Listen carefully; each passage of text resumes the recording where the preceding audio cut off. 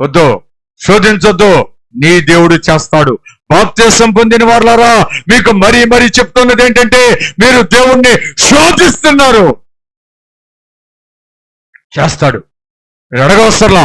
మీకు అక్కరగానున్నవేమో నాకు తెలియను, నేను ఇస్తాను. మొదట నా నీతిని అన్నాడు ఆయన. మనం ఏం చేస్తున్నాం కనుక మనం ఏమడుగుతున్నాం? దేవుని ఎలా అడుగుతున్నాం? ఎంతో శోధిస్తున్నాం. ఈ శోధన అనేది బాప్తిసం పొందిన వారు అస్సలు చేయకూడదని మనకి పత్రికల్లో రాయబడి ఉంది. కొరింథీల పత్రిక మొదటి కొరింథీ 10వ అధ్యాయంలో అనుకుంటా రాయబడి ఉంది మీ కొరకు.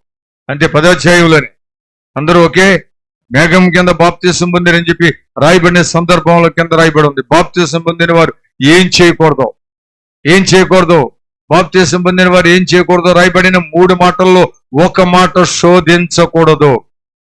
నీ దేవుడైన యెహోవాను శోధించకూడదు.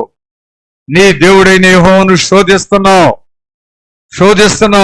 నీ నమ్మకం సరిపోటలా, నీ నమ్మకం సరిపోక దేవుణ్ణి కించపరుస్తున్నావు, దేవుని అవమానపరుస్తున్నావు, దేవుణ్ణి నమ్మలేకుండానే దేవుణ్ణి అడుగుతున్నావు, దేవుడి మీద నమ్మకం లేకుండానే దేవుణ్ణి అడుగుతున్నావు. దేవుడి మీద నమ్మకం ఉంటే అసలు అడగవు.